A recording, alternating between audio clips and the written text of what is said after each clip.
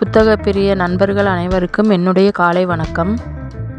நந்திபுரத்து நாயகனின் 21ஆம் பகுதி தொடர்கிறது. எழுதியவர் டி.கே. ரவீந்திரன், வாசிப்பவர் எம். வேதநாயகி. வாங்க கதைக்குள்ளே போகலாம். சொல்கிறேன் கேள். சென்றது கொள், போந்தது கொள், செவ்வி பெருந்துணையும் நின்றது கொள், நேர்மருங்கில் கையூன்றி முன்றில் முழங்குங் கடாயானை மொய்மலர்ந்தார் மாறர் சூழ்ந்து பின் சென்ற என் நெஞ்சு. இதுதான் அந்த செய்யுள். ஏதேனும் பொருள் புரிகிறதா? ஏதோ சிறிதளவு, அதிலும் நிறைவில்லை. நீங்கள் கூறுங்கள். கேள். பொதுவாக நாம் யாரையாவது ஊருக்கு அனுப்பிவிட்டு சென்றவர் என்ன ஆனாரோ, போய் சேர்ந்தாரோ என்று நினைப்பதுண்டு அல்லவா? ஆமாம், இங்கும் அதுதான் கருப்பொருள். ஆனால் இங்கே சென்றது மனிதன் அல்ல, காத்திருந்து அரற்றும் காதலி தனது காதலனை காண சென்றதன் நன்னெஞ்சு என்ன ஆனதோ என்று தனக்குத்தானே கேட்டுக்கொண்டு அரற்றுகிறாளாம். அடடா, என் நெஞ்சு போனதே, அது உரிய இடம் போய் சேர்ந்ததோ, அங்கு அவரை காண்பதற்காக கையூன்றி கவலையுடன் நின்று விட்டதாம் என்று அரற்றும் இந்த பாவை மனதையே மனித உருவமென பாவனை செய்து அரற்றுவதை இப்பாடலின் கவிச்சுவை. அருமை, அற்புதமான பாடல். உங்கள் இலக்கிய ஆர்வம் அபாரம்தான். நான் வெறும் வாசகன்தான். நமது மன்னர் இருக்கிறாரே, அவர் ஒரு கவிஞர். ஆனால் அவர் யாப்பதெல்லாம் வடமொழியில். ஏன் தமிழில் எழுத தயங்குகிறார்? என்ன தயக்கமோ யார் கண்டார்கள்? அன்றொரு நாள் என்னிடம், நான் உனக்காகவாவது இனி தமிழில் கவி புனைவேன் என்று சொன்னவாறு எழுதினாரா? எங்கே? கவலைப்படாதீர்கள், நிச்சயம் ஒரு நாள் எழுதுவார். அதிர்கட்டும், நீ மதுரவல்லியை சமீபத்தில் என்றாவது சந்தித்தாயா? ஆம் பிரபோ. என்ன கூறினாள்? ஒற்றை வரியில் எனக்கு புரிய வைத்தாள். எப்படி? பரமனுக்கு படைக்கப்பட்டதை பாமரன் விரும்புவது அழகல்ல என்று. ஆக, அற்புதமான சொற்றொடர். ஆம், அழிக்க முடியாத சொற்றொடரும் கூட. என் நெஞ்சை விட்டு மனதை தேற்றிக்கொள் மல்லா. தனக்கென்று ஒரு பாதையை அவள் தேர்வு செய்த பிறகு நீ குறுக்கிடுவது சரியல்ல. இயற்கையின் விதியை மீறி அவள் செல்லும் பாதை சரியென்று உரைக்கிறீர்களா? சரியோ தவறோ, அவள் தேர்வு செய்த பாதையை வழிமறிக்க நாம் யார்? தனக்கு தேவை எது என தீர்மானிக்க ஒவ்வொரு உயிருக்கும் உரிமை உண்டு. அவள் தன்னை ஆண்டவனின் அடிமையாளாக நினைத்து தொண்டாற்ற எண்ணுகிறாள். அதை கூடாது என்று தடுப்பது இறைவனையே அவமதிப்பது என்றோம் மல்லா. இது போன்ற மனநிலை உலகில் அனைவருக்கும் வந்து விடுவதில்லை. 1000ல் ஒருவர் கூட இந்த நிலை ஏற்றதாக வரலாறு இல்லை. அவ்வாறு இருக்க அவளை கண்டு நாம் இரும்புதைத வேண்டும். 1000 தான் பெருமை மகிழ்ச்சி என்றெல்லாம் சமாதானம் கூறினாலும் இழப்பதென்னவோ எனக்கு மட்டும்தான். மறுபடியும் நீ மனதின் கட்டுப்பாட்டை இழக்கிறாய். ஒரு போர் வீரன் இவ்வாறு மனம் நகிழலாமா? நமக்கென்று விதிக்கப்பட்ட கடமைகளின் முன்னே காதல் சாதாரணம். வார்த்தைகளால் அடுக்கிச் செல்வது மிக்க எளிது. ஆனால் அது வாழ்க்கையில் வரும்போதுதான் உணர முடியும் என்கிறாய். உணர்ச்சிகளை வெல்ல பழகிக்கொள்.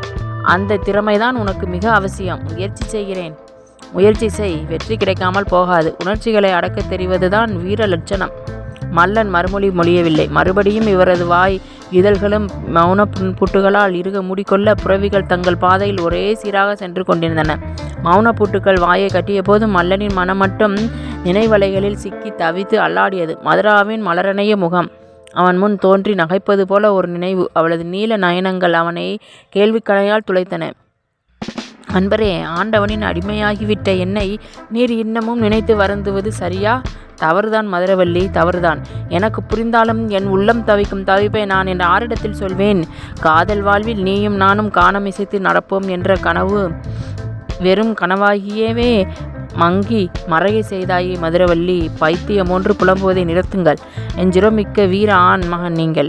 இப்படியா ஒரு கோலை போன்று? சே, கேவலம். என் ஆயுள் முழுவதும் அரங்கனை தவிர வேறெந்த சிந்தையுமின்றி வாழ்ந்து முடிக்க எண்ணும் எனது நோன்புக்கு தடையாக இருந்து விடாதீர்கள். நினைத்து அவனில் திளைத்து அவனே எல்லாம் என்று ஆகிய பின் என்னில் ஆசாபாசங்களுக்கு சற்றும் இடமில்லை. ஆம், நீ உன் கருத்தில் மிகவும் உறுதி பூண்டு நிற்பதை நான் உணர்கிறேன். பரவாயில்லை, போக போக எனக்கும் பழகிவிடும். நான் என்னை தேற்றிக்கொள்கிறேன். மனதில் ஓர் உறுதி தலைப்பட்டது. மதுராவின் மலர்ந்த முகம் அகன்று செல்வது போல் உணர்ந்தான். புறவிகள் இரண்டும் செல்லும் ஓசை தவிர வேறு எவ்வித அரவமும் இன்றி அவர்கள் பயணம் தொடர்ந்தது.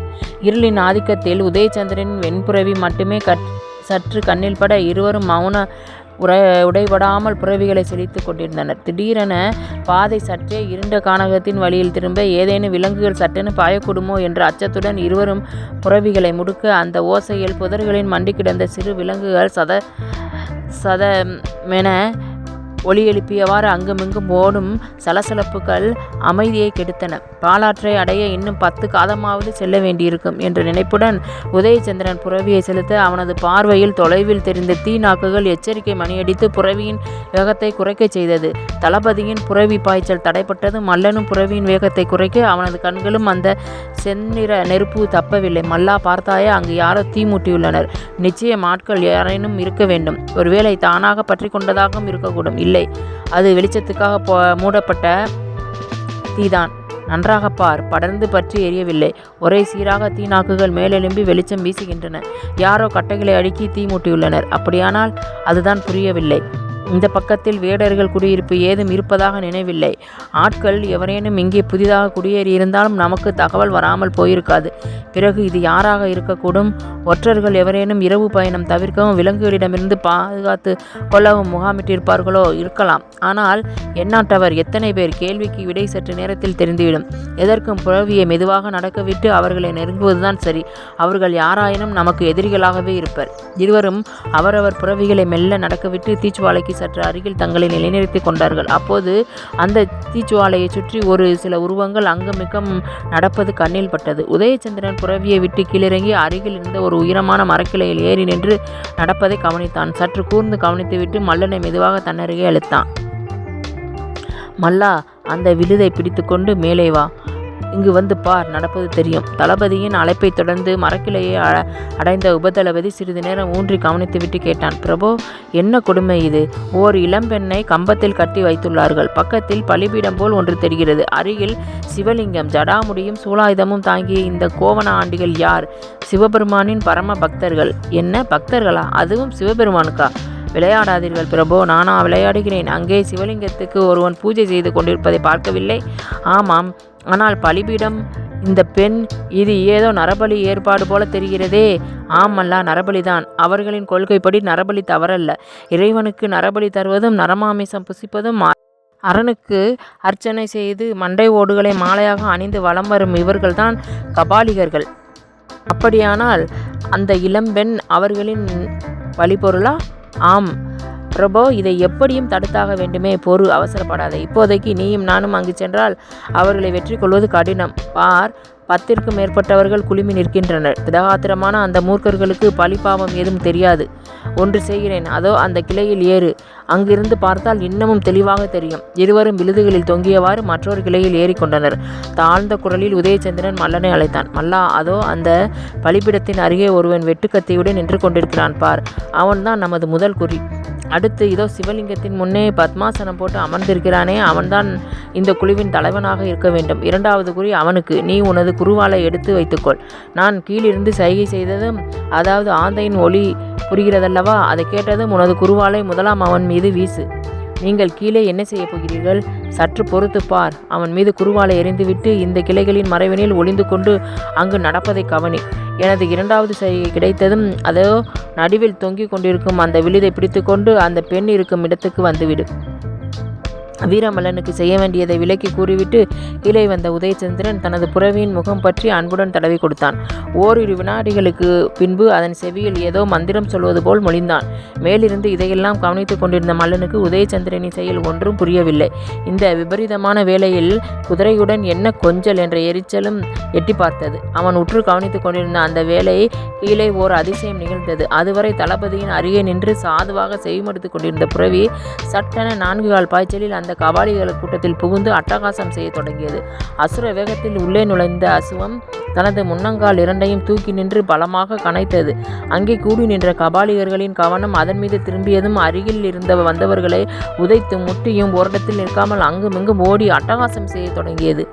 அந்த நேரம் பார்த்து உதயச்சந்திரன் தனது சைகை ஒளியை பிறப்பிக்கவே சுதாரித்து கொண்ட வீரமல்லன் தனது குருவாலை முதலாம் அவன் மார்பில் குறிபார்த்து வீசினான். பலமான அலறல் சத்தத்துடன் அவன் சரிந்து விழவே கபாலிகர்கள் கவனம் சற்றே பீதியுடன் அந்த பக்கம் திரும்பியது. அதுதான் சமயமென உதயச்சந்திரன் தனது குருவாலை 2ஆம் அவன் மீது பிரயோகம் செய்தான். குத்துப்பட்டதும் அவன் யானை போல் பிளிரி இல்லை, அலறி இருந்த இடத்திலேயே சாய்ந்தான். கபாலிகர்கள் தங்கள் தைரியத்தை முற்றிலும் இழந்த நேரத்தில் உதயச்சந்திரனின் புரவி அந்த பயத்தை மேலும் அதிகரிக்க செய்தவாறு அங்குமிங்கும் ஓடி தப்பும் பாங்கில் காட்டின் உட்பக்கமாக விரைந்தது. அதை துரத்தியவாறு அதன் பின்னே ஓடினர் கபாலிகர்கள். உதயச்சந்திரன் அந்த சந்தர்ப்பத்தை பயன்படுத்தி கொண்டு அவ்விடத்தை அடைந்து கம்பத்தில் கட்டி வைக்கப்பட்டிருந்த இளம் பெண்ணின் கட்டை அழிவிழ்த்தவாறு மறுபடியும் சைகை ஒலி செய்தான். சைகை கிடைத்ததும் வீரமன்னன் விழுதை பிடித்தவாறு அந்த இடத்தில் வந்து இறங்கினான். புரவியை விரட்டி கொண்டு சென்றவர்கள் திரும்பவும் அங்கிருந்து அந்த பெண்ணை விடுவிக்க வேண்டியதின் அவசியத்தை உணர்ந்து கொண்ட உதயச்சந்திரன் விரைவாக செயல்பட்டான். அவளை கட்டுகளில் இருந்து விடுவித்து கீழே படுக்க வைத்தான். குருவால் சாய்ந்தவர்களின் உடலில் இருந்து குருவால்களை அகற்றி துடைத்து தன் கையில் எடுத்து கொண்டான். அந்த பெண் பலமான மயக்கத்தில் இருந்தால். மூச்சு ஒரே சீராக வெளிப்பட்டு கொண்டிருந்தது. உடனடியாக அவன் மயக்கம் தெளிய வாய்ப்பு இல்லை என்பதை உணர்ந்த தளபதி வீரமல்லனிடம், மல்லா, நீ இவளை உனது புரவி இருக்கும் இடத்துக்கு சுமந்து செல். நான் அவர்கள் வருவதற்குள் இந்த நெருப்பை அணைத்து விட்டு வருகிறேன். விரைவாக. இளம்பெண் ஒருத்தியை சுமந்து செல்ல வேண்டுமே என்கிற கூச்சம் வந்தபோதும் தளபதியின் ஆணைக்கு கட்டுப்பட்ட வீரமல்லன் அவளை தன் தோள் மீது சுமந்து அங்கிருந்து சென்றான். அடுத்த நொடி வேகமாக செயல்பட்ட உதயச்சந்திரன் எரிந்து கொண்டிருந்த மரக்கட்டைகளை உருவி எடுத்து மண்ணில் புதைத்தும் அங்கே கலயங்களில் வைக்கப்பட்டிருந்த நீரை எடுத்து ஊற்றியும் நெருப்பை அணைத்தான். அணைத்த நெருப்பால் அந்த பகுதி மறுபடியும் இருளில் ஆழ்ந்தது. சற்றும் தாமதம் செய்யாமல் உதயச்சந்திரன் மல்லன் இருக்குமிடம் நாடி சென்றான். அதுவரை அவளை தோளில் சுமந்து நின்று கொண்டிருந்த வீரமல்லன் கேட்டான், பிரபு, இவளுக்கு மயக்கம் தெளிவிக்க வழி இல்லையா? தெளிந்துவிடும். இன்னும் அரை நாளிகையாவது ஆகலாம். இந்த காட்டிலுள்ள விஷ மூலிகை எதையாவது இவள் முகர்ந்திருக்கலாம். மயக்கம் தெளிந்ததும் இவள் யாரென்று கேட்டு தெரிந்து கொள்வோம். அவ்வாறெனில் அதுவரை நாம் இங்கேயே தங்கியிருப்பதா? அது சரி, வேறு வினையே வேண்டாம். நாம் உடனடியாக இங்கிருந்து வெளியேற வேண்டும். உதயச்சந்திரன் அதை கூறிவிட்டு ஒரு சீழ்கை ஒலி பிறப்பிக்க சில நொடிகளில் அவனது புரவி அங்கு வந்து சேர்ந்தது. மல்லா, அவளை உனது புரவியில் ஏற்றிக்கொள். உடன் புறப்படு. தாமதித்தால் அபாயம் நம்மை வீழ்த்திவிடும். வீரமல்லனின் நிலைமை தர்ம சங்கடமாக இருந்தது. மயக்கமடைந்த ஓர் இளம்பெண்ணை புரவியின் முன்புறம் ஏற்றிக்கொண்டு தானும் பயணிப்பது என்பது முற்றிலும் புதிய அனுபவம். அதிலும் இந்த இருட்டு வேளையில் அவனது தயக்கத்தை புரிந்து கொண்ட தளபதி மீண்டும் எச்சரிக்கை விடுத்தான். காலம் கடத்தாதே. அவர்கள் வந்துவிட்டால் இவளை மட்டுமல்ல, நம்மையும் காப்பாற்றிக் கொள்வது கடினமாகிவிடும். மல்லன் தனது தயக்கத்தை விரட்டிவிட்டு அவளை புரவியில் ஏற்றி தானும் ஏறிக்கொண்டு கடிவாளத்தை சுண்டினான். புரவி விரைய உதயச்சந்திரனும் உடன் தனது புரவியில் விரைந்தான். சில காதம் பயணித்ததும் இருவரும் வேகத்தை மட்டுப்படுத்தினர். இனி அவர்கள் நம்மை பின்தொடர முடியாது. சற்று மெல்லவே செல்லலாம் என்றான் உதயன். இவள் யாராக இருக்கும் பிரபோ? யார் கண்டது? இந்த நள்ளிரவு நேரம் இவர்களிடம் இவள் எப்படி சிக்கி கொண்டாளோ? மல்லா, நிச்சயம் இவள் சாதாரண பெண் போல் தெரியவில்லை. உடைகள் இவளை வேடர் குல பெண் போல் காட்டுகிறது. கலையான முகம், நல்ல அழகி. இந்த தீச்சுவாலை ஒளியில் என்னால் இவளை அருகிலிருந்து பார்க்க முடிந்தது. என்ன கொட்டுகிறாய்? கவலைப்படாதே. நீ காப்பாற்றி அழைத்து வருபவள் நல்ல அழகி என்றுதான் கூறினேன். நான் காப்பாற்றினேன். நீங்கள் அல்லவா? செயல்பட்டது நான் என்றாலும் அவளை காப்பாற்ற துடித்தவன் நீதானே. அவளை தோளில் சுமந்து அங்கிருந்து அப்புறப்படுத்தியவன் நீ. இப்போது மார்பில் சாய்த்து அழைத்து வருபவனும் நீ. ஆக அவளுக்காக இறங்கி துன்பமுற்று சுமக்கும் சுமை தாங்கி நீ மட்டும்தான். உங்களுக்கு எப்போதும் விளையாட்டுதான். அடடா, இது விளையாட்டா? நீ வேண்டுமானால் பாரேன். அந்த பெண் வெளிப்புற்றதும் உன்னை எப்படியெல்லாம் பாராட்டி நன்றி கூறப் போகிறாள் என்று. வேண்டாம், எனக்கு அந்த பாராட்டும் நன்றியும். சேச்சே, அப்படியெல்லாம் கூறாதே. ஒருவேளை இவள் குல வழக்கப்படி தன்னை காப்பாற்றியவனே கணவன் என்று உன்னையே மணக்க துடிப்பாளே என்னவோ? பார்த்தீர்களா? நான் இப்போதே இவளை கீழே இறக்கி விட்டு விடுகிறேன். உண்மையை சொல்லுங்கள். அப்படி ஏதேனும் விபரீதம் ஏற்பட்டுவிடப் போகிறது. வீரமல்லன் உள்ளபடியே சற்று பாய்ந்துதான் போனான். சில வேடர் குலங்களிலும் காட்டுவாசிகளிடமும் இது போன்ற வழக்கங்கள் இருப்பதை அவன் கேள்வியுற்றிருந்ததால் இந்த பயம் சற்று அதிகமானது. ஆனால் அவனது பயம் உதயச்சந்திரனுக்கு சிரிப்பை தர அவன் தனது சிரிப்பை அடக்கி கொண்டு சொன்னான், அப்படியெல்லாம் ஏதும் செய்துவிடாதே. நான் உனக்கு வேடிக்கை காட்டினேன். அந்த பதில் வீரமல்லனை ஆறுதலிட்டு இட்டு செல்ல புறவிகள் இரண்டும் சீரான வேகத்தில் பயணித்தன. மல்லனின் பாடுதான் திண்டாட்டமாக இருந்தது. இதுவரை எந்த பெண்ணின் ஸ்பரிசத்தையும் நெருக்கமாக அனுபவிக்காத அவனது உடல் இன்றைக்கு ஓர் இளங்கண்ணியை ஸ்பரிசித்து பயணிக்கும். இந்த அனுபவம் ஏதோ இனந்தெரியாத சில நெருடல்களை அவனுக்குள் உருவாக்கி இரத்த ஓட்டத்தை அதிகரிக்க செய்தது. அவளை தோளில் சுமந்து தூக்கி வந்தபோது கூட இத்தனை சங்கடம் தோன்றவில்லை. மயக்க நிலையில் இருந்தவளை கீழே விழாதவாறு ஒரு கையில் அணைத்து பிடித்து கொண்டு மறுகையில் கடிவாளத்தை பிடித்து புறவியை செலுத்து கொண்டு பயணிப்பது என்பது கடினமாகவே இருந்தது. சில நேரம் சரிந்து விழப்போகும் அவளை தாங்கும் விதத்தில் இரு கைகளையும் வளைத்து அந்த வளையத்துள் அவளை விழாது பார்த்து கொண்டே புறவியை செலுத்தினான். அப்போதெல்லாம் இவளது இளமை சின்னங்கள் கைகளில் மோதி ஏற்படுத்திய சிலிப்புகளை பெரு வேதனையாக உணர்ந்தான். அவன் புறவியை நிறுத்தி அவளை கீழே இறக்கிவிடும் வரை தன்னை எப்படி கட்டுப்படுத்தி பயணிப்பது என்ற தவிப்பில் அவன் மனம் அலைபாய்ந்தது. எனக்கென்ன வந்தது என்று பேசாமல் இறக்கிவிட்ட மனதும் ஒப்பவில்லை. தளபதி உடன் இருப்பதாலும் விடவில்லை. உணர்வுகளுக்கு கடிவாளமிட்டு கட்டுப்படுத்தியவாறு புரவியை செலுத்தும் வீரமல்லனை உதயச்சந்திரனின் அழைப்பு கவனத்தை ஈர்த்தது. மல்லா, அதோ அந்த குளக்கரை ஓரம் புரவியை செலுத்து. சற்று நீர் தெளித்தால் இவள் மயக்கம் தெளிகிறதா பார்ப்போம். புரவிகள் இரண்டும் குளக்கரை ஓரம் சென்று நின்றன. உதயச்சந்திரன் கீழே இறங்கி புரவியை நீர் பருக விட்டான். மல்லன் புரவியிலிருந்து இறங்கி அவளையும் இறக்கி அருகில் இருந்த புல்மேட்டில் படுக்க வைத்தான். அடுத்த நொடி அவனது புரவி அனுமதி ஏதுமின்றி நீர் பருகச் சென்றது. மல்லர், ஏதேனும் விஷப்பூச்சிகள் இருக்கப் போகின்றன, அவளை கவனமாக பார்த்துக்கொள். உதயச்சந்திரனின் எச்சரிக்கை மல்லனை வெளிப்படைய செய்யவே அவன் அவளது அருகே சென்று புல்மேட்டிலிருந்து அவளை எழுப்பி தன் மடி மீது தாங்கியவாறு சுமந்து கொண்டான். உதயச்சந்திரன் 2 கற்களை உரசி அங்கு இருந்த சருகுகளை தீமூட்டி வெளிச்சம் வரச் செய்தான். அந்த வெளிச்சத்தில் தன் மடி மீது அந்த பெண்ணை தாங்கி கடனே என்று அமர்ந்திருக்கும் வீரமல்லனை பார்த்ததும் சிரிப்பு பொங்கியது. மல்லா, இந்த அழகான காட்சியை வரைய தூரிகையும் இல்லை, எனக்கு அந்த ஆற்றலும் இல்லை. ஆனாலும் மனதில் ஏற்றிவிட்டேன். கூறினால் ஒருவேளை நம் மன்னர் பெருமான் காட்சியை அழகுற வரையக்கூடும். பிரபோ, இதெல்லாம் நீங்கள் எனக்கு அளிக்கும் தண்டனை போல தெரிகிறது. எதற்கான இந்த வெஞ்சினம் என் மீது? அடடா, எதற்காக இத்தனை சலிப்பு? சற்று பொறு, நீர் மொண்டு வருகிறேன். அவள் மயக்கம் தெளிந்தால் அனைத்தும் சரியாகிவிடும் என்று கூறிய உதயச்சந்திரன் குளத்தில் இறங்கி நீர் மொல்ல ஏதேனும் உபகரணம் கிடைக்கிறதா என்று பார்த்தான். கழுத்து வரை உடைந்த மண்குடுவை ஒன்று கண்ணில் பட்டது. அதை எடுத்து கொண்டு நீர் மொண்டு வர வீரமல்லனிடம் வந்தான் தளபதி. அந்த குடுவையின் வில்லலில் நீர் கசிய சட்டென அதனை அவள் முகத்தில் விழுமாறு பிடித்ததுடன் சற்று நீரை தெளிக்கவும் செய்தான். அந்த நீரின் குளுமை அவள் உணர்வுகளை தூண்டி இமைகளில் மெல்ல மெல்ல அசைவு தென்பட்டது. இருவர் முகத்திலும் ஒருவித நிம்மதி பரவியது. சில நொடிகளில் அந்த இமைகள் மெல்ல திறந்து கொண்டன. தன் முகத்தின் அசைவே உற்று நோக்கியவாறு வெகு சிரத்தையுடன் மடி மீது தன் சிரத்தை கிடத்தி அமர்ந்திருக்கும் அந்த வீர இளைஞனின் முகத்தில் அவளது கமல நயனங்கள் ஒரு கணம் நிலைத்து பின் சட்டென அவன் மடி மீது தலை வைத்து தான் படுத்திருப்பதை உணர்ந்தவளாய் வெட்கத்துணை எழுந்து நிற்க முயற்சித்தாள். அந்த முயற்சியில் சற்றே தளர்ந்தவளை தாங்கி நிற்க வைக்கவும் வீரமல்லனின் கரங்கள் நீண்டன. எழுந்து அருகில் இருந்த மரம் ஒன்றில் சாய்ந்து நின்றவள் அருகே நின்று கொண்டிருந்த உதயச்சந்திரனையும் கவனிக்க தவறவில்லை. நான் எப்படி இங்கே? அதை உனக்கு விளக்கிச் சொல்கிறோம். அதற்கு முன் நீ யார்? எப்படி கபாலிகர்களிடம் சிக்கினாய்? அதை சொல் என்றான் உதயச்சந்திரன்.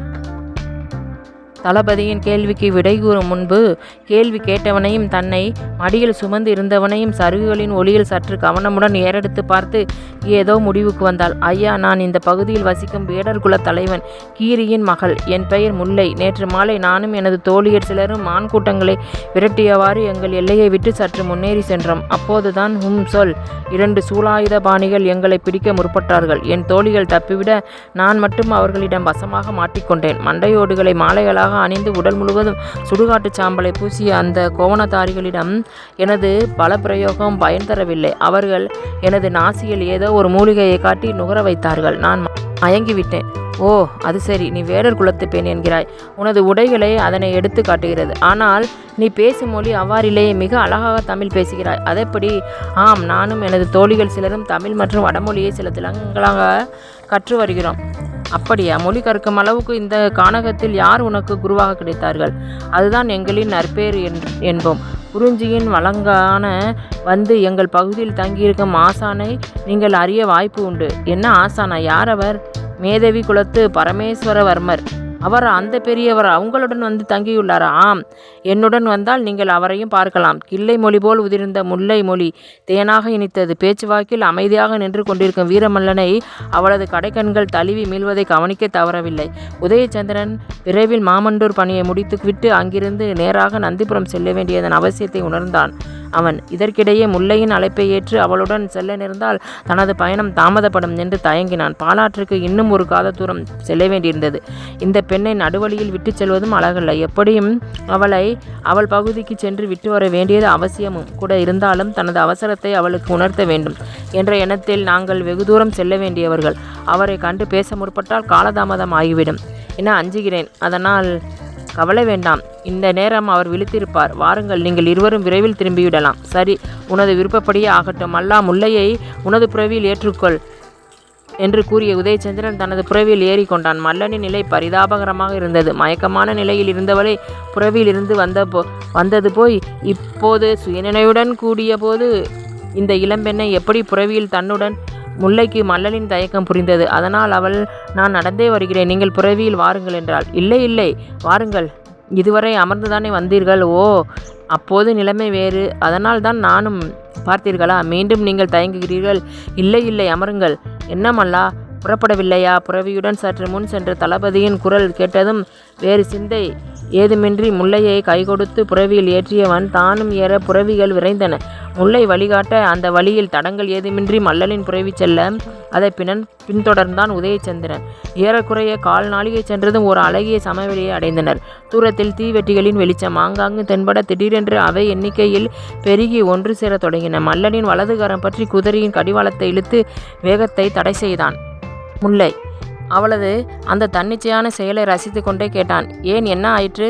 மெதுவாகவே செல்லட்டும். இதே வேகத்தில் சென்றால் விஷ அம்புகளுக்கு இரையாகி நாம் அடிய வேண்டியதுதான். முன்னால் சென்ற புறவின் வேகம் தடைப்பட்டதும் உதயச்சந்திரனும் தனது புறவியின் வேகத்தை தடை செய்தான். மல்லனின் புறவிக்கு இணையாக தான் புறவியை மெதுவாக ஓட விட்டு கொண்டே முல்லையிடம் கேட்டான். என்ன முல்லை, அவர்கள் நம்மை அறிந்து கொள்ள ஏதும் உபாயம் இல்லையா? இருக்கிறது. இதோ நான் குரல் கொடுக்கப் போகிறேன். அதை நன்றாக கவனித்து நீங்கள் இருவரும் அதே போலவே குரல் கொடுங்கள். அதற்கு அங்கிருந்து பதில் வந்த பின் நாம் புறவிகளின் வேகத்தை அதிகப்படுத்தி செல்லலாம். ஆகட்டும், குரல் கொடு. முல்லை தனது கைகள் இரண்டையும் உதட்டருகில் வைத்து கூ கூ கூ என்று குரல் கொடுத்தாள். தொடர்ந்து மல்லனும் உதயச்சந்திரனும் அதே போன்று குரல் கொடுக்க 2 நொடிகளில் எதிர்முனையில் இருந்து மாற்று ஒலி தொடர்ந்து வெளிப்பட்டது. சரி, இனி பயமின்றி போகலாம். அவர்கள் நம்மை வரவேற்க தயாராகிவிட்டார்கள். முல்லையின் அனுமதி கிடைத்ததும் புறவிகள் இரண்டும் வாயு வேக பாய்ச்சலில் தீவட்டிகளை நெருங்கி நின்றன. சூழ்ந்து நின்ற தீவட்டிகள் அனைத்தும் ஒரே நேரத்தில் மேலே உயர்ந்து வந்தவர்களை அடையாளம் காண முயன்றன. முல்லை புறவியிலிருந்து உடனடியாக கீழே குதித்து அவர்களின் நடுவே நின்று அவர்களின் வேடுவ மொழியில், நான் உங்கள் முல்லை வந்திருக்கிறேன்.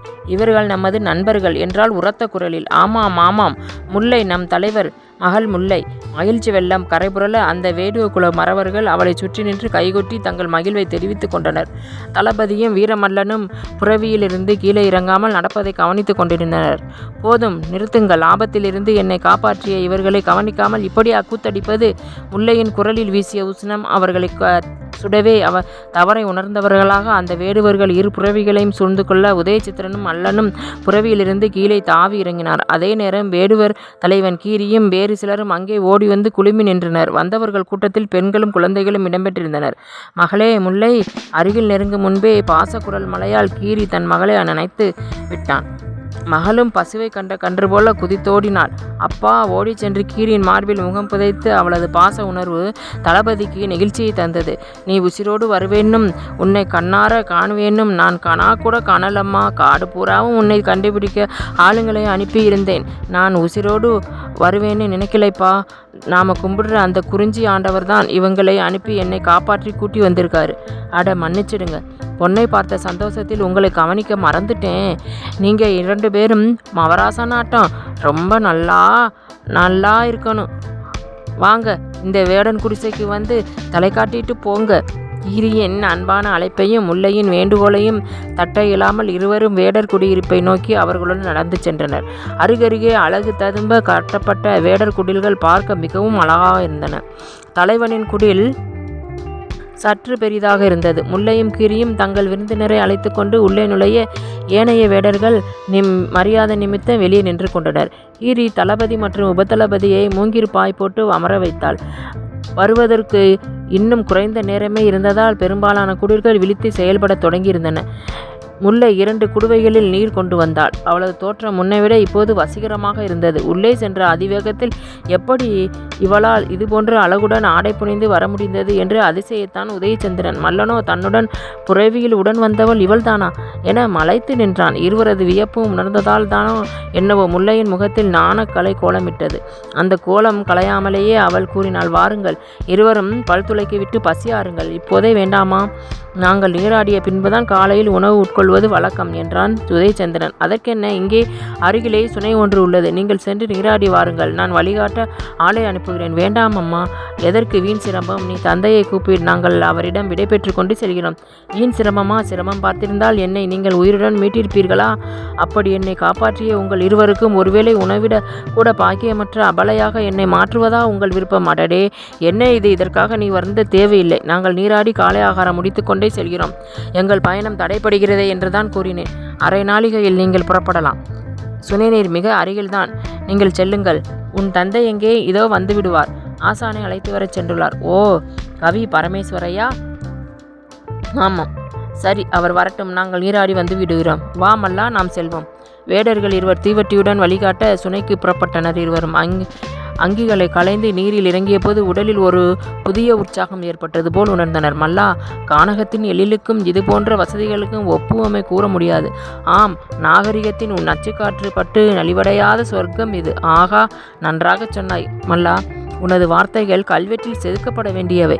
பிரபோ, பரமேஸ்வரவர்மர் இங்கு வந்து தங்கியிருக்கிறார் என்றால் அதில் ஆச்சரியமில்லை. நம்மையே மயங்க வைக்கும் இந்த கானகம் அவரை கவிபாட தூண்டும் என்பதில் ஏதும் வியப்புண்டோ? ஆம், உண்மை.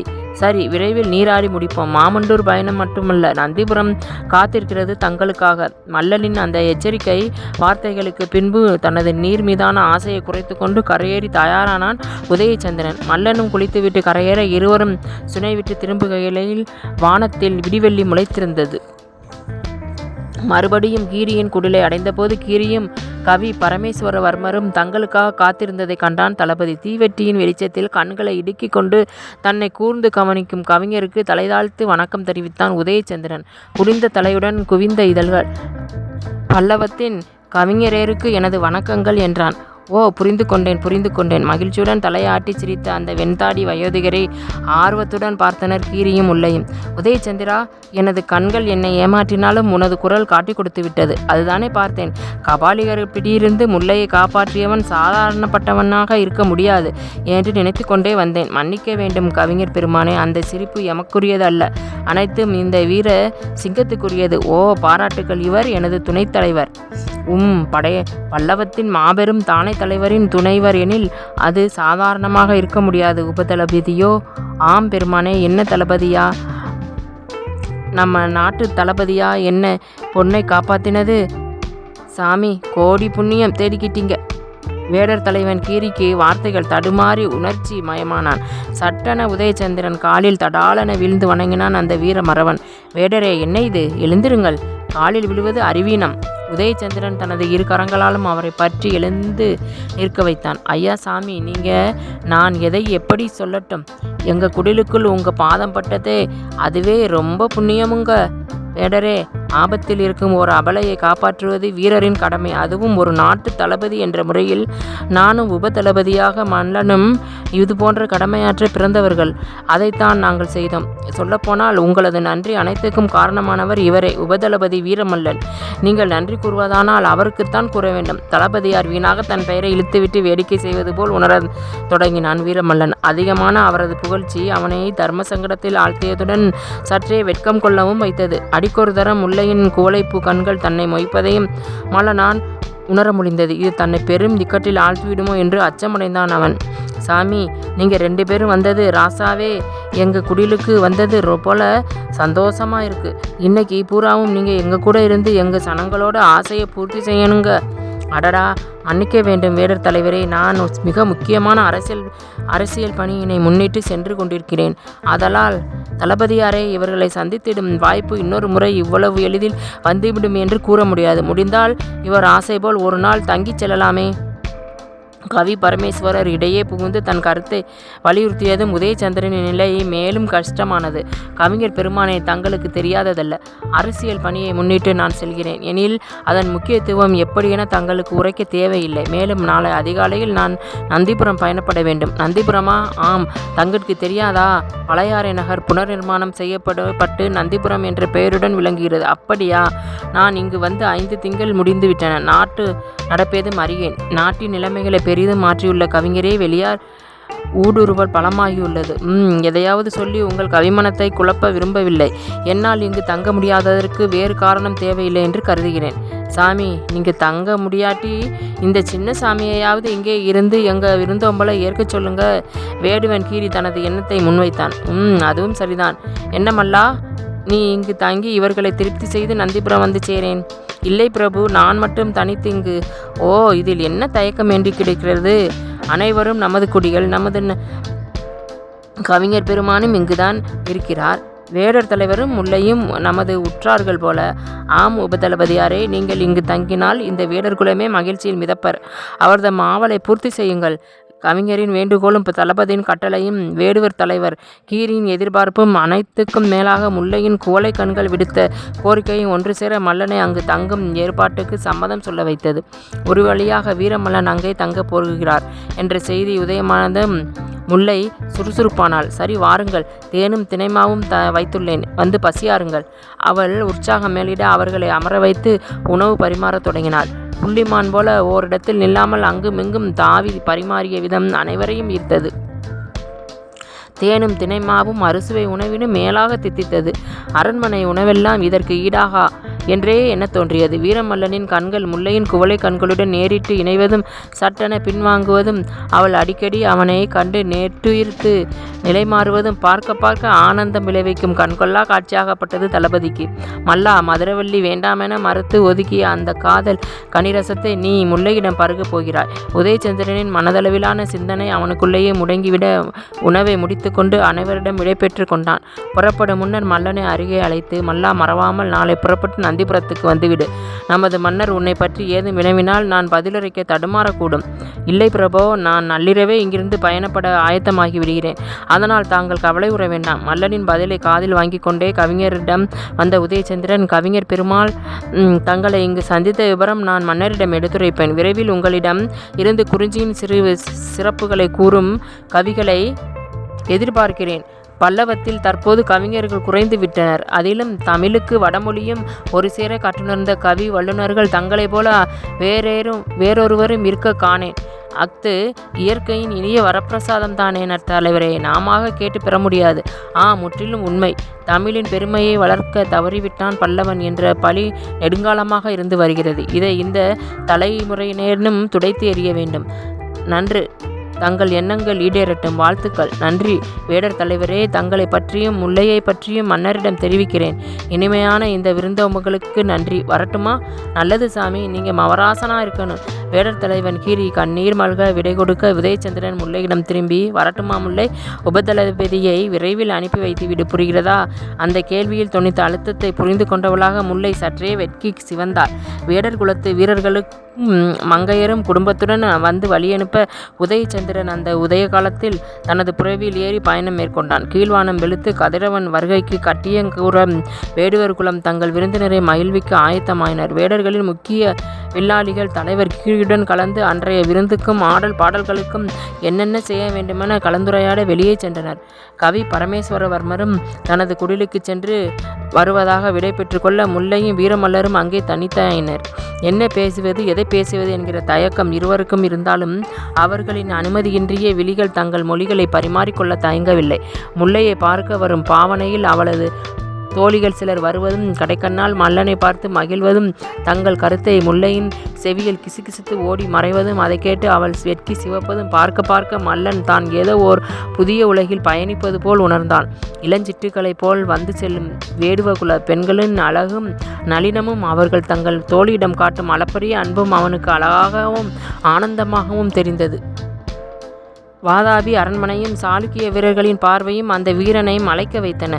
முன்னது அதன் பிரமாண்டத்தால் வியப்பை உருவாக்க, பின்னதோ எப்போதோ எது நடக்குமோ என்ற அச்சத்தால் மலைக்க வைத்தது. ஆனாலும் தன்னை எவரும் இதுவரை தொல்லை செய்யவில்லை என்பதோடு தடையின்றி செல்ல அனுமதித்துள்ளனர் என்பது அவனுக்கு ஆறுதலாக இருந்தது. அரண்மனையில் அரசரின் தனிப்பட்ட மந்திரலாசனை கூட்டத்தில் தன்னை காக்க வைத்து கலைப்புரை செய்தாலும் ஆபத்து ஏதுமில்லை என்கிற நினைப்பொன்றே அவனுக்கு ஆறுதல் தந்தது.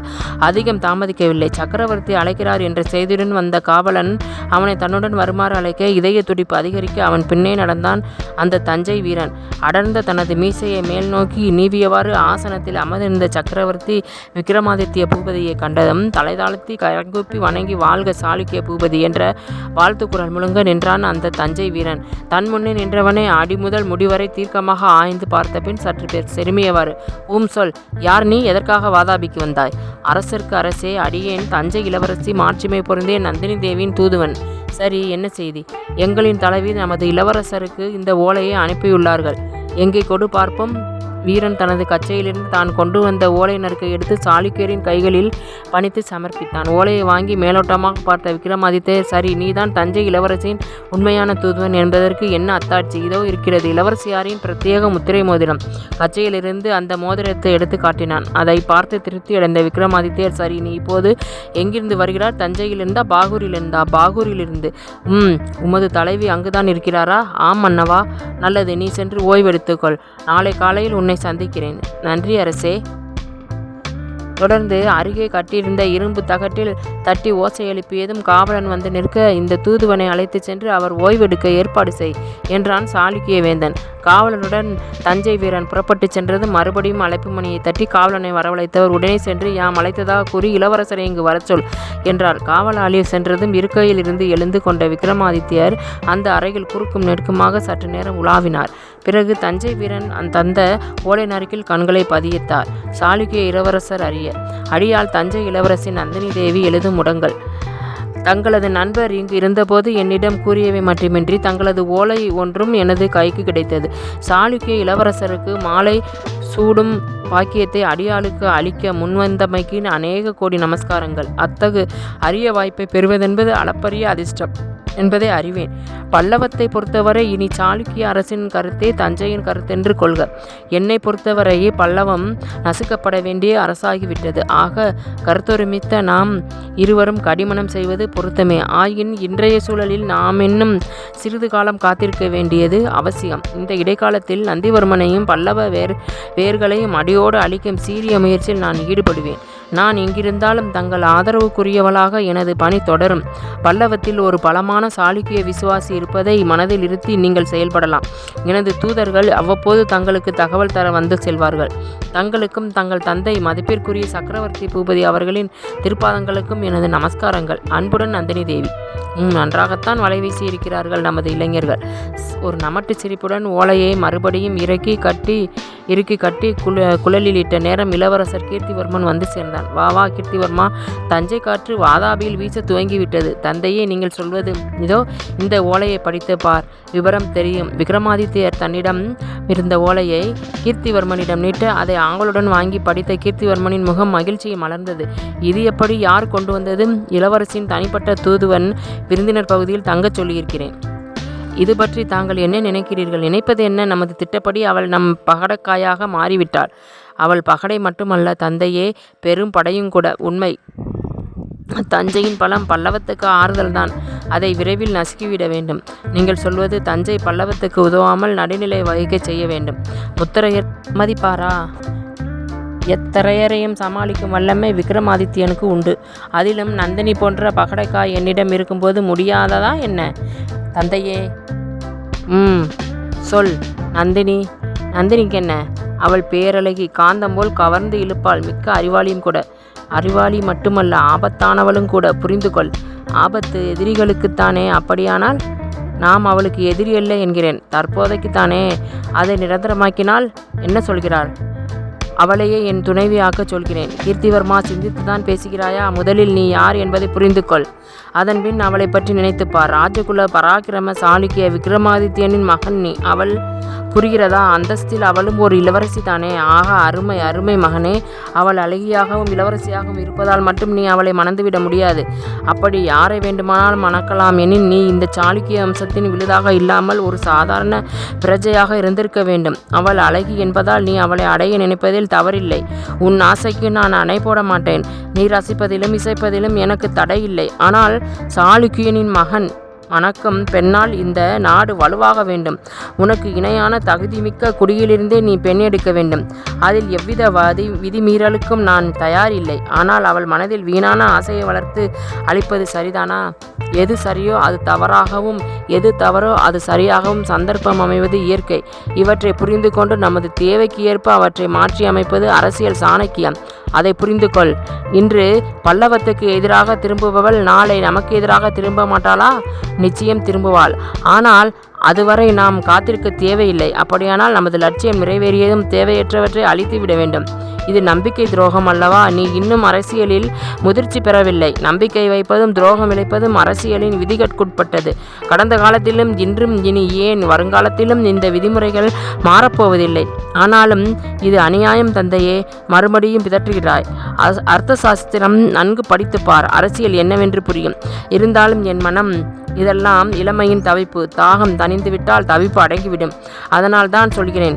அணைய போகும் விளக்கானாலும் அனுபவிக்க தடையில்லை. ஆசையை அடக்கி வைத்தால் அதுவும் ஆபத்து தான். அனுபவி, நன்றாக அனுபவி. சே, இது என்ன பேச்சு தந்தையே? எல்லாம் அனுபவ பாடம். பெண் அழகாக பிறப்பதும் ஆண் அவள் மீது ஆசைப்படுவதும் இயற்கையின் நியதி. அழகு என்பது ஆசையின் தூண்டுகோல். ஆசைப்பட வேண்டும் என்பதற்காகவே அழகை ஆண்டவன் அளித்திருக்கிறான்.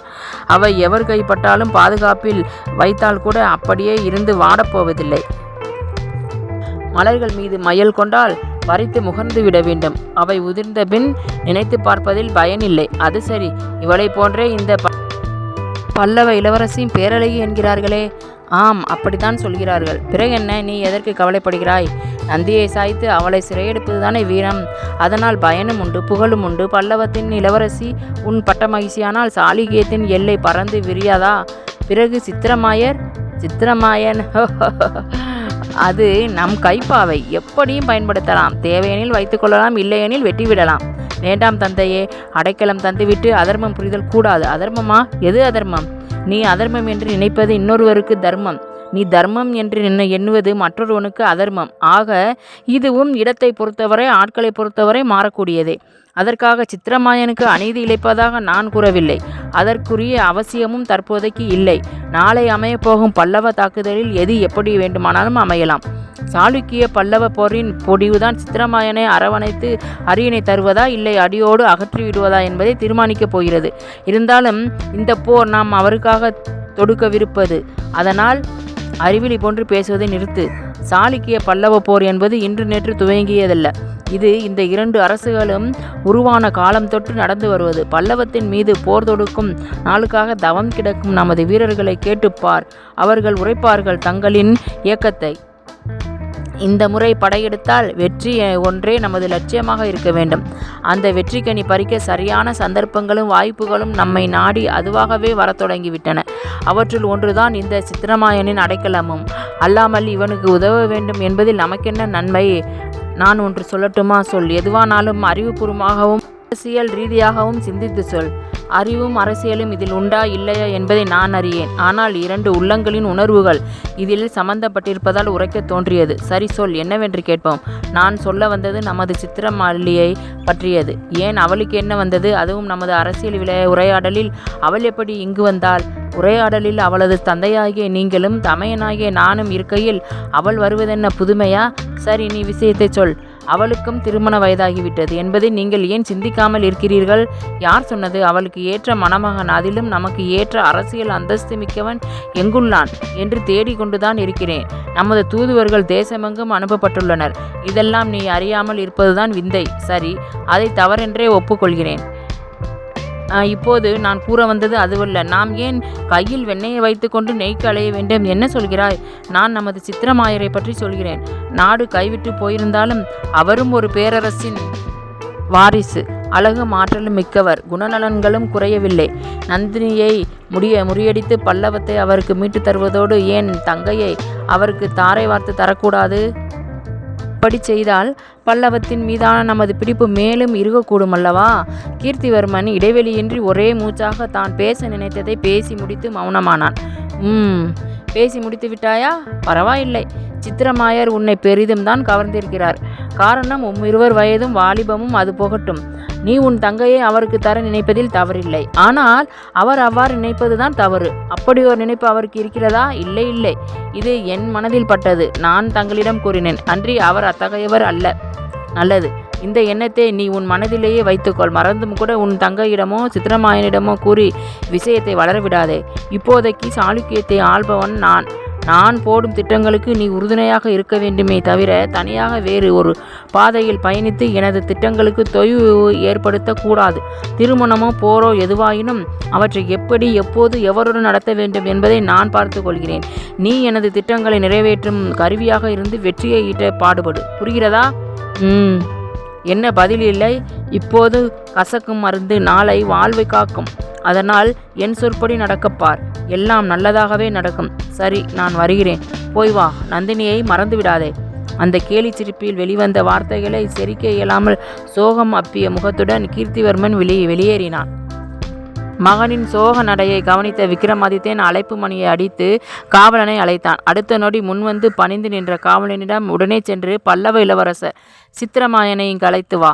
காவலாளி சென்றதும் தனது ஆசனத்தில் இருந்து எழுந்து கொண்ட விக்ரமாதித்யன் சற்று ஆயாசமாக குறுக்கும் நெடுக்குமாக நடைபோட துவங்கினார். விருந்தினர் மாளிகையில் வேற்று நாட்டு தூதுவர்கள் தங்கும் பகுதியில் ஓய்வெடுத்து கொண்டிருந்த தஞ்சை வீரன் வியப்பினால் திக்பிரமை பிடித்தவன் போல் விழித்தான். தன் முன்னே வந்து நிற்பது சாளுக்கிய இளவரசர் கீர்த்திவர்மன் என்பதுதான் அவனது பிரமைக்கு காரணம். சற்று முன்னர் தனக்கு அளிக்கப்பட்ட உணவும் உபச்சாரமும் கூட அவனுக்கு எதிர்பாராத மகிழ்வை தந்திருந்தது. அப்படி இருக்க ஓர் சாதாரண வீரனான தன்னைக்கான இளவரசனே, அதுவும் தமது இளவரசியின் மனங்கவர்ந்த காவலரே வருவது எனின் வியப்பு பன்மடங்காக பெருகி பிரமை தட்டியது. அங்கே போடப்பட்டிருந்த சாதாரண ஆசனம் ஒன்றில் அமர்ந்து கொண்ட இளவரசர் கீர்த்திவர்மனின் முன்னே உடல் வளைத்து பணிவுடன் நின்ற தஞ்சை வீரனை மிகுந்த நட்புடன் அருகே அழைத்த இளவரசர் புன்முறுவலுடன் என்ன தூதுவரே, உமது இளவரசி நலமா என்றான். ஆம் பிரபோ, அவர் நலம்தான். சரி, இங்கே உம்மை நன்கு கவனித்தார்களா? ஏதும் குறைகள் இருந்தால் சொல். இல்லை பிரபோ, அனைத்தும் அற்புதமாக இருந்தன. எந்த குறையும் இல்லை. சரி இளவரசி, நீ தந்தையிடம் தந்த முடங்களை தவிர வேறு ஏதாவது முடங்களை கொடுத்து விட்டார்களா? இல்லை இளவரசே, அந்த ஒன்றை மட்டும்தான் கொடுத்து அனுப்பினார்கள். இல்லை, இன்னொரு முடங்களையும் கொடுத்து அனுப்பியுள்ளார்கள். பிரபோ, நீங்கள் சொல்வது உனக்கு புரியவில்லை அல்லவா? இதோ பார், இப்போது புரியும். இந்த முத்திரை பதித்த ஓலையை உனது இளவரசி தான் உன்னிடம் கொடுத்து அனுப்பியிருக்கிறார்கள். சித்திரமாயரிடம் சேர்ப்பிக்க வேண்டிய இந்த ஓலையை நீர் மறந்து விட்டீர். பிரபோ, உண்மையில் எனக்கு தலை சுற்றுகிறது. தாங்கள் உரைப்பது ஏதும் விளங்கவில்லை. சரி சரி, வீணாக குழப்பிக்கொள்ளாதே. நாளை காலை நீ இந்த ஓலையுடன் புறப்படு. பல்லவ எல்லைக்குள் நுழைந்து பின்பு சற்று நிதானமாக செல். பல்லவ படை வீரர்களோ ஒற்றர்களோ உன் கண்ணில் படும் வரை காத்திருந்து அவர்களை கண்டதும் தப்பித்து ஓடுவது போல பாசாங்கு காட்டி இந்த ஓலை அவர்கள் கைகளில் கிடைக்குமாறு செய்து தப்பிவிட வேண்டும். இல்லை இளவரசே, இது போன்ற கட்டளை ஏதும் இளவரசியார் இடவும் இல்லை, இன்னொரு முடங்கள் தந்து விடவும் இல்லை. உண்மைதான். ஆனால் இப்போது இதை அவர் இட்ட கட்டளையாக கருதி நீ செயல்பட வேண்டும். அவரது கட்டளையை மதிக்கும் நீ எனது கட்டளையை மதிக்க மாட்டாயா? ஐயோ, நான் அவ்வாறு கூறவில்லை. தங்கள் கட்டளையும் எம் தலைவி கட்டளையும் உனக்கு ஒன்றுதான். அப்படியானால் விடுவதற்கு முன் நீ இங்கு இருந்து புறப்பட்டு செல். உனக்கு இடர் ஏதும் ஏற்படாமல் இருக்க நமது எல்லை வரை சாளுக்கிய வீரர் உனது பாதுகாப்புக்கு வருவர். பின்னர் நீயே உனது பணியாற்றச் செல்ல வேண்டும். பல்லவ ஒற்றர்களிடம் ஓலை கிடைக்குமாறு செய்துவிட்டு நீ தப்பிவிட வேண்டும். என்ன புரிகிறதா? புரிகிறது. சரி, தயாராக இரு. விடியும் முன் வீரர்கள் வருவர். இந்த ஓலையை பத்திரமாக கையில் வைத்துக்கொள். கீர்த்திவர்மன் கொடுத்த ஓலையை தஞ்சை வீரன் வாங்கி பத்திரப்படுத்தி கொண்டதும் இளவரசர் அங்கிருந்து புறப்பட்டார். விருந்தினர் மாளிகையில் இருந்து புறப்பட்ட கீர்த்திவர்மனின் கால்கள் நேராக அந்தப்புறம் நோக்கி சென்றன. அந்தப்புறத்தில் ஆடலும் பாடலும் களை கட்டி இருந்தது. இளவரசர் வருகிறார் என்ற செய்தி எட்டியதும் சித்திரவள்ளி அண்ணனை வரவேற்க வாயிலுக்கே வருகை புரிந்தாள். வா அண்ணா, ஏது திடீரென்று இந்த பக்கம்? ஏன் உன்னை பார்க்க அந்தப்புறத்துக்கு நான் வரக்கூடாதா? யார் சொன்னது? நீ அப்படியெல்லாம் வரக்கூடிய பழக்கம் இல்லாதவனாயிற்றே, அதுதான் கேட்டேன். பழக்க வழக்கங்கள் மாறுவதும் மலர்வதும் நம் போன்றோருக்கு மிகச் சாதாரணம். என்ன ஆயிற்று உனக்கு? ஏதோ சொல்ல வருகிறாய் என்பது புரிகிறது. ஆனால் இப்படி சம்பந்தமின்றி பேசுகிறாதையே, அது சொல்லத்தான் நினைக்கிறேன். ஆனால் எங்கே தொடங்கி எங்கே முடிப்பது என்பதில்தான் குழப்பம். சரிவா, வந்து அமர்ந்து தாக சாந்தி செய்து கொள். களைப்பாக தெரிகிறாய். ஏன், தந்தையார் ஏதும் கூறினாரா? நிறைய கூறினார். அவர் கூறியவை யாவும் அவரை பொறுத்தவரை அரசியல். ஆனால் கேட்ட எனக்குத்தான் தெரியும் அவை மனிதத்தை சாகடிக்கும் விஷக்கிருமிகள் என்று. ஏதோ பலமான விஷயம் ஒன்று உன்னை நோகடித்துள்ளது. அதுதான் நீ இப்படியெல்லாம் பேசுகிறாய். என்னை விடு. நான் மணிமுடி தரிக்க பிறந்தவன். அதனால் அவர் சொல்லும் எதற்கும் கட்டுப்பட்டுத்தான் ஆக வேண்டும். இத்துடன் நந்திபுரத்து நாயகனின் இந்த பகுதி நிறைவடைகிறது. அடுத்த பகுதியில் நந்திபுரத்து நாயகனை மீண்டும் காணலாம். அதுவரைக்கும் நம்ம சேனலை இதுவரைக்கும் நீங்கள் சப்ஸ்கிரைப் பண்ணாமல் பார்த்துக்கிட்டு இருந்தீங்கன்னா இப்போ சப்ஸ்கிரைப் பண்ணி வச்சுக்கிறங்க. ஏன்னா இதனோட தொடர்ச்சி நான் அப்லோட் பண்ணோன்னே உங்களுக்கு உங்கள் ஃபோனில் நோட்டிஃபிகேஷன் வரும். சரிங்களா? அதுக்காக நீங்கள் சப்ஸ்கிரைப் பண்ணி வச்சுக்கிறங்க. நீங்கள் பார்க்குறதுக்கு முன்னாடி ஒரு லைக் போட்டு பாருங்கள். ஓகேங்களா? நன்றி. அடுத்த பகுதியில் நம்ம சந்திக்கிற வரையிலும் நன்றி. விடைபெறுபவர் எம் வேதநாயகி.